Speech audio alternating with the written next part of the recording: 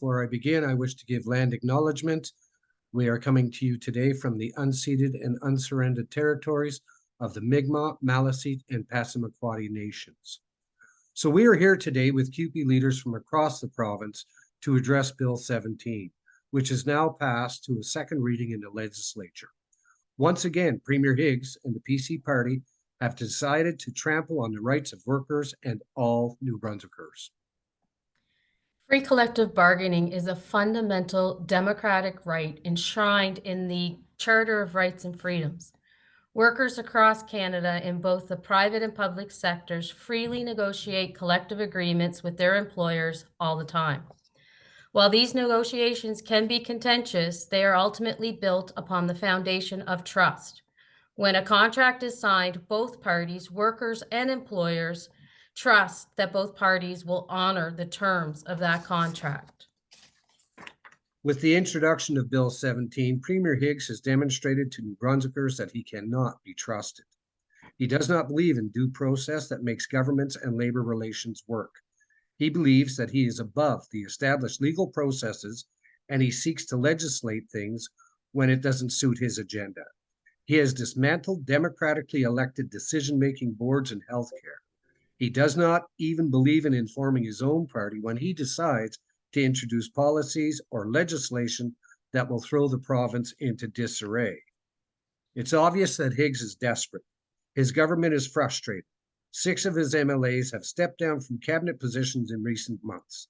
Instead of focusing his efforts on getting his government in order and working on behalf of the people of New Brunswick, he is turning his attention to a personal vendetta against working people, using legislation to override freely negotiated collective agreements of workers across the province. At the heart of Higgs' betrayal of workers is the very deal that led to the end of the province-wide strike in 2021. These are issues that had been dealt with in bargaining. By all free and fair methods, we consider these issues to be settled. Higgs and the PC party are considering opening up this can of worms again. We don't think this is what New Brunswickers want. But to Blaine Higgs, these issues are not settled because he did not get his way. And now he is demonstrating to New Brunswickers that he does not care about your rights when they stand in the way of his own agenda. It appears that for Blaine Higgs, contracts are mere words on a page that he believes he can ignore when it does not suit his interests. But for hardworking people across New Brunswick, these contracts are more than just words. Contracts are the promise of earning a decent living, of putting food on the table for your family, of not having to choose between medication or making rent, and of knowing that one day that you will be able to retire with dignity. Solidarity statements have been pouring in from unions and community organizations from across New Brunswick in response to this terrible bill. As has happened in other provinces, when an underhanded premier decides to overstep their authority, labor is coming together to defend the constitutionally enshrined right to collective bargaining. And right now, I'm just going to list some of the unions that have joined us in this as we prepare to address this issue. So first and foremost, we have the division of CUPE New Brunswick, and we have 29 CUPE locals from across New Brunswick who have joined us. Furthermore, the Canadian Labour Congress is showing their support. The Congress of Union Retirees, the Atlantic Provinces Professional Firefighters Association, Bakery, Confectionery, Tobacco Workers and Grain Millers International Local 406, the Canadian Union of Postal Workers Fund 8105, International Brotherhood of Electrical Workers 37, International Longshoremen's Association ILA 237, the New Brunswick Federation of Labor, the New Brunswick Nursing Union, the New Brunswick Teachers Association, the New Brunswick Union, Public Service Alliance of Canada, United Food and Commercial Workers, and Unifor, just to name a few. The unions in New Brunswick understand what is at stake here. They know that once a government gets used to ignoring rights that it deems to be inconvenient, Who knows how far the government will go on trampling further New Brunswick rights of New Brunswickers. Meetings with heads of unions and other labor bodies have been scheduled for Tuesday afternoon to address a collective response to this legislation. But before then, we are calling on all New Brunswickers to show Blaine Higgs and his MLAs that we have lost their trust. We encourage all New Brunswickers to contact your MLA, contact the Premier. Let them know that you will not stand for a government that attacks workers and their families and undermines trust in our public institutions. And especially to the members of the PC party, we ask you to take a good look at your party and your Premier. Is trampling on the Charter of Rights of Working People of New Brunswick the issue that you want to stake your political career on? Is eroding the public's trust in their government and public institutions the legacy that you want to leave? You still have a chance to turn back from this terrible legislation and stand with the working people of New Brunswick. It's not too late. Merci, Steve. Thank you, Steve. I will now go to Serge Claude. Serge, if you can unmute.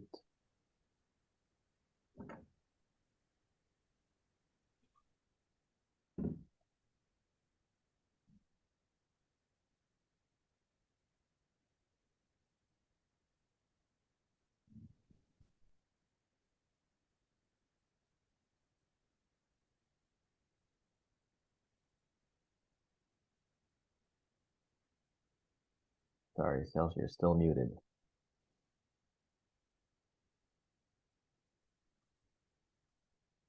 Voilà. Bon matin tout le monde. Tout d'abord, aujourd'hui, nous sommes réunis pour déclarer le projet de loi 17, présentement la deuxième lecture du gouvernement en Chambre. C'est une attaque directe, une attaque au droit à la libre négociation, en brisant des contrats de travail déjà signés. Une déclaration de solidarité a été signée par plusieurs locales et syndicats et plusieurs associations. Nous demandons à tous les députés à travers la province de voter contre ce projet de loi, et tout particulièrement les députés conservateurs. Aussi, nous encourageons tous les New-Brunswick à appeler leurs députés et dire qu'ils sont contre ce projet de loi et passer un message clair à travers la province.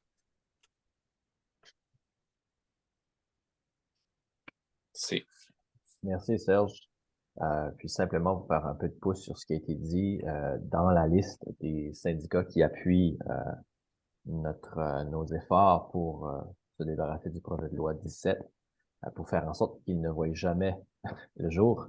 On a la Fédération des enseignants, on a Unifor, on a les pompiers, on a plusieurs secteurs privés, syndicats du secteur privé comme le BCTGM, le syndicat des postiers, le syndicat des électriciens, le syndicat des débardeurs à Saint-Jean, le ILA, le syndicat du New Brunswick, le syndicat des infirmières, je crois que j'ai déjà mentionné, l'AFPC, le UFCW, c'est-à-dire les TUAC, les Travailleurs unis de l'alimentation et du commerce, et d'autres. C'est assez encourageant. Cette semaine, on devrait recevoir plus d'informations sur ce que le gouvernement tente de faire au niveau des prochaines lectures. Il y a toujours 3 lectures à tous les projets de loi. Donc, on espère que ce projet de loi-là n'ira pas plus loin qu'une 3e lecture et sera arrêté, ou du moins amendé à un point où est-ce qu'il n'y a plus de dents. So, I will now open the floor for questions from media or panelists.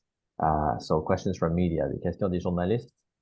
Please raise your hands, and I will start with David Gordon Cox from NB Media Co-op. Hi, can you hear me? Yes. Yes. Great. Okay. Well, I guess I'm just wondering if this law does pass and go into force, what are your next steps?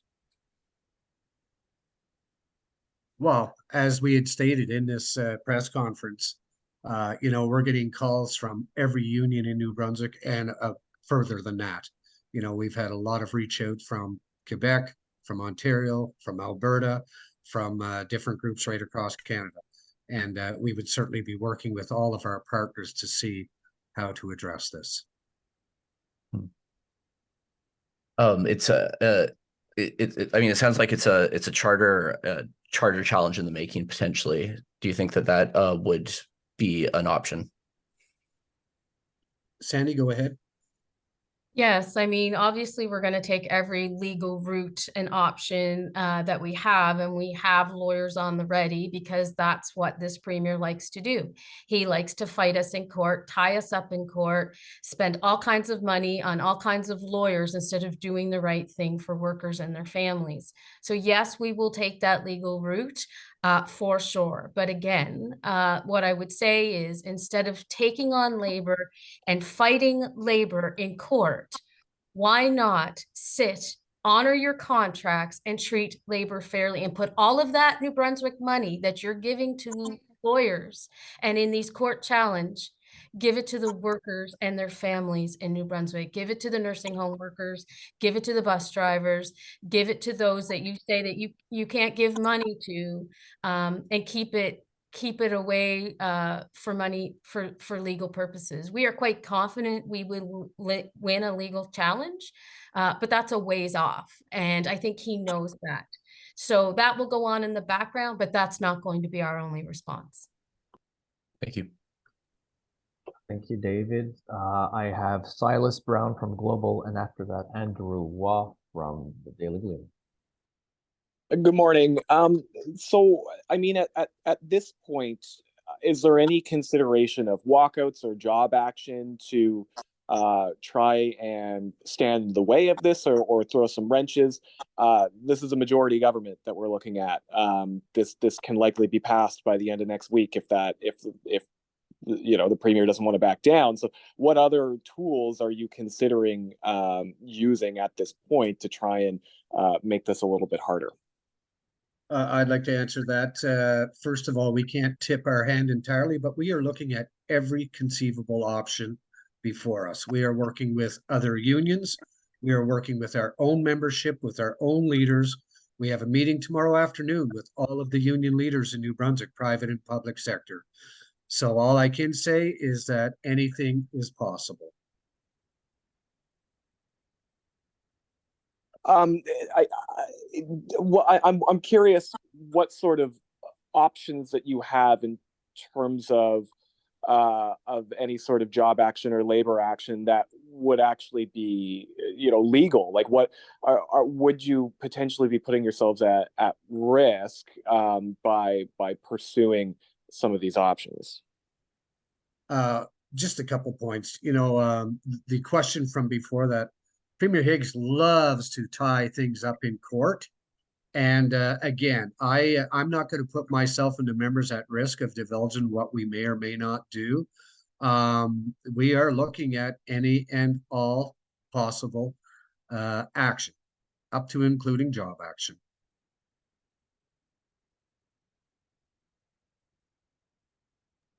Merci. Silas, does that work for you? I see you're muted. Yes, thank you.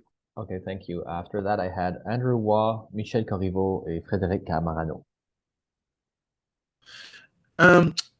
So if it's anything up to and including job action, has any notice of a potential strike? Have you given any notice to the government?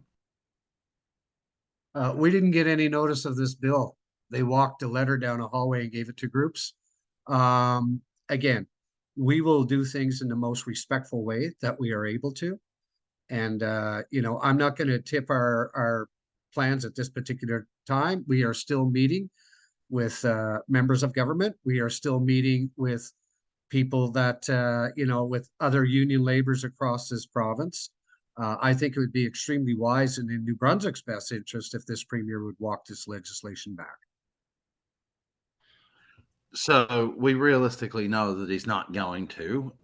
We had a recorded vote on the first reading of the bill, and every PC MLA voted for the legislation. Were you surprised to see that it fell strictly on party lines? Did you expect like some of the PC MLAs who have maybe stood up to the government in recent months maybe take a different position?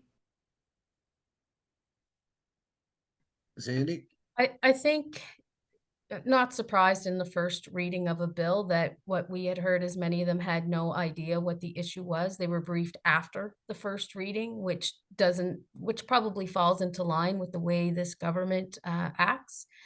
But I mean, I think all MLAs better think about their political future in this. They are going to stand in that house and vote, and there's an election, whether it's in the fall, whether it's in the spring, or whether Premier Higgs takes another tantrum and threatens to call one in January. We don't know.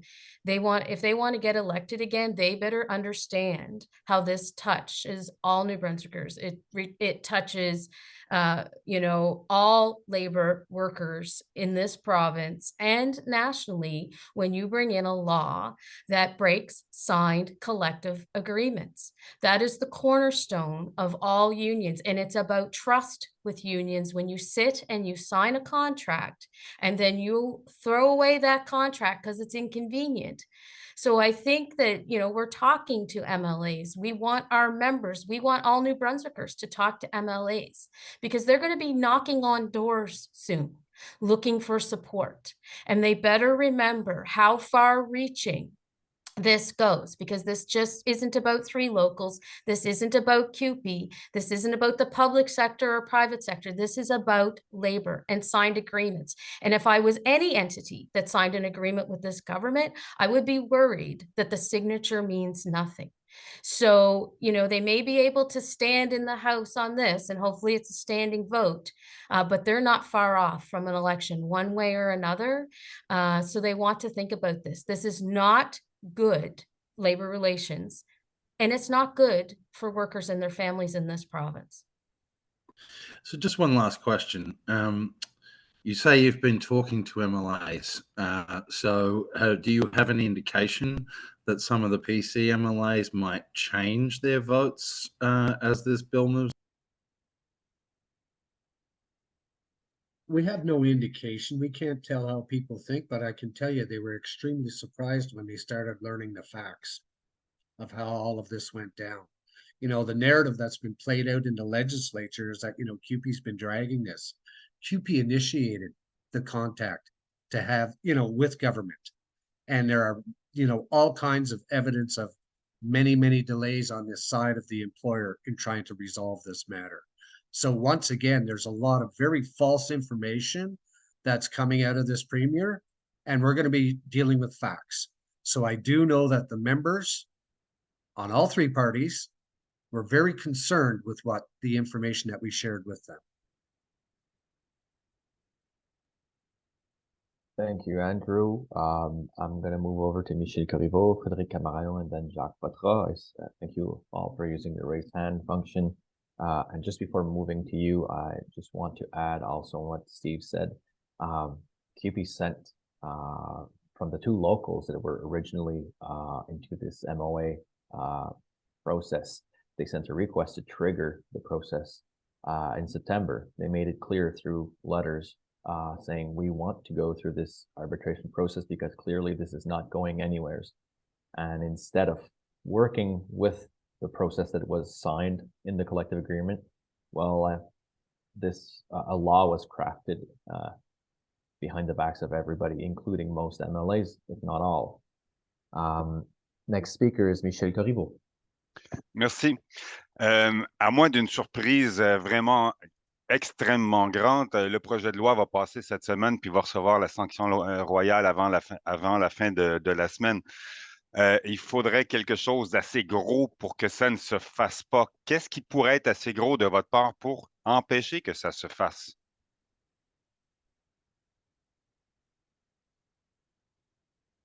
Have you heard? Steve, did you understand the question? Oh, I understood it fully. Basically, like I said, we can't divulge what our plans are. We've been meeting around the clock with our own members, leaders, leaders of other unions, leaders of community organizations.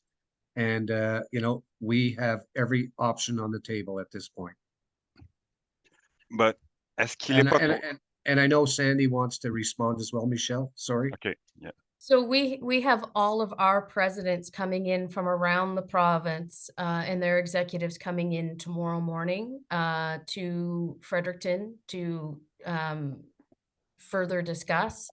Then we have later in the afternoon a meeting with all of the labor unions listed with, you know, to discuss. So our membership, our leaders from across the province are coming in tomorrow to discuss next steps. So we have options we're putting before them. They are the decision makers. We're not the decision makers here. Our members are the decision makers. They are speaking loud and clear to us right now. They are not happy.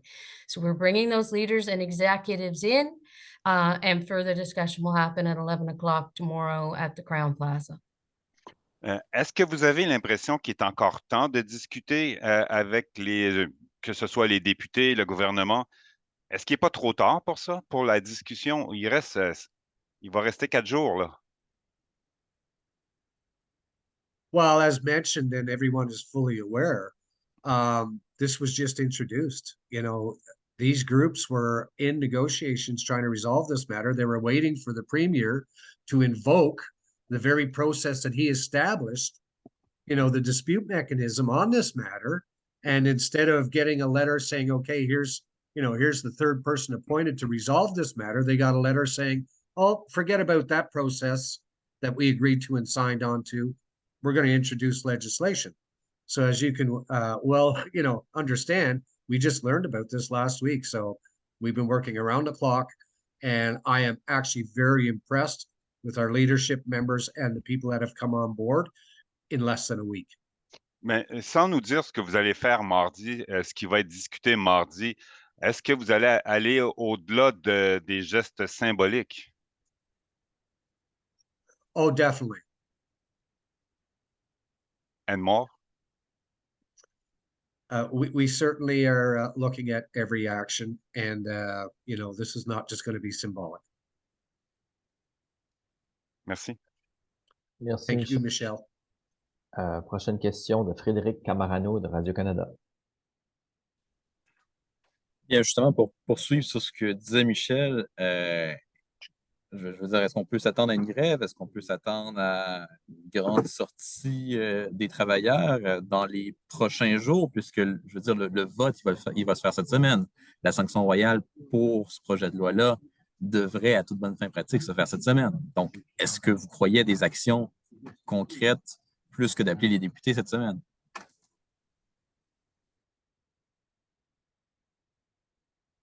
So I'm sure you can appreciate that as union leaders, we're not going to encourage our members to do illegal action. Now, what our members decide to do on their own, our very angry members, we're going to have to listen to what they're saying. But I can tell you our members are not happy. And this is not just the members of 3 locals who are having their collective agreements broken. These are our members and other labor unions across New Brunswick, because they can create a law to break any part of anybody's contract. So, it's hard for us to say what our members will do. They believe what the government is doing is illegal. We believe it as well. We believe it is a violation of charter rights. We believe we're going to win that. So what the government is doing is illegal right now. And our members will decide what they are going to do to match that illegal action. Puis si on devait en venir à la grève, j'imagine qu'il faudrait passer par un vote de grève, puis ensuite, il faudrait passer par tout le processus. C'est ça?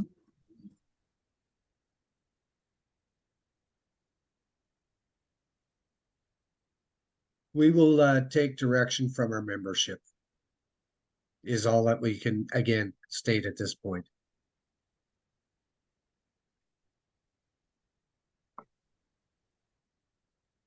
Parfait, merci. Prochaine question, Jacques Poitras. À moins que Frédéric, si tu avais d'autres questions. C'est bon. Non, c'est bon pour moi. OK, ça marche. Merci. Jacques?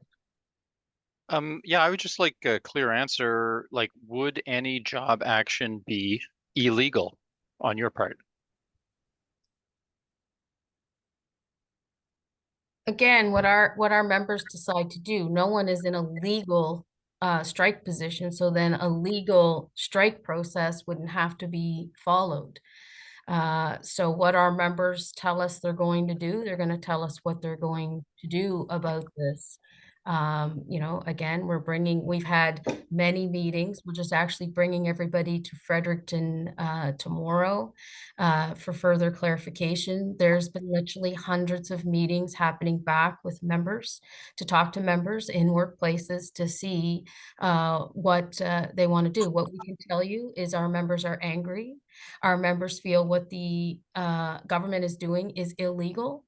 And they'll decide what action they are going to take to respond to what the government illegal action on behalf of the government. Yes, I understand that point, but would you sanction or encourage illegal action by your members or discourage it? What would your stance be on illegal action by your members? Well, I think we have to listen to what the members want to do. You know, we're not the decision makers. The members are the decision makers, and they're going to decide how they're going to respond. Well, you're the leadership, though. They look to you for guidance sometimes. Well, the way our union works in CUPE, it is a bottom-up union. Our members direct us. We do not direct the members. So that's where CUPE is different in the scheme of things in the labor movement as to way that other unions or other organizations may work. Our members tell us what they want to do.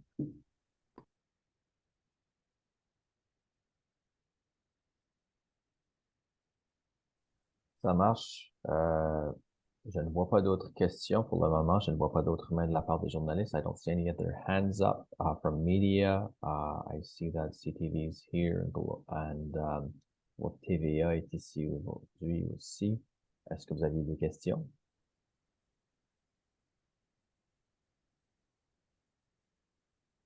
I'm okay, thank you. Perfect. Excellent. Bon, ben, je vous remercie. Je ne vois pas d'autres mains. Donc, sur ce, Steve, Sandy, est-ce que vous aviez des mots de la fin? Do you have any closing words? Well, I want to thank the media. I would like to thank our members and our leaders who joined us online. And I want to thank the workers, all workers in New Brunswick, for doing the great job you do. And, you know, we can't have the lawmaker being a lawbreaker. This government needs to get control of itself really quick. I just want to say it's not too late. This bill is it's not passed. It hasn't hit second reading. The opposition has put in an amendment that's being debated now. It's not too late for elected MLAs to listen to their constituents and do the right thing and not vote for this. That's the first piece here. We don't have to get into labor unrest, angry people in the workplace that are already angry. We don't have to get into this. MLAs are elected to represent their constituents and not always have to be along party lines. So we're hoping that every MLA will listen to the workers, the families, New Brunswickers, our allies, and not vote for this bill. Merci beaucoup. Thank you very much. Thanks for all the members and the local presidents and the presidents and representatives from other unions to be here. Media, thank you very much for being here this morning. Merci beaucoup à tout le monde d'être ici. Je vous souhaite une excellente journée et soyez sûrs de rester au courant. Suivez les nouvelles de votre syndicat sur les pages officielles. Il y a toutes sortes de rumeurs qui courent en ce moment, mais suivez les messages officiels. So there's a lot of rumors flying right now, but please follow check your official union publications and emails. You take care and have a great day. Merci beaucoup. Thank you.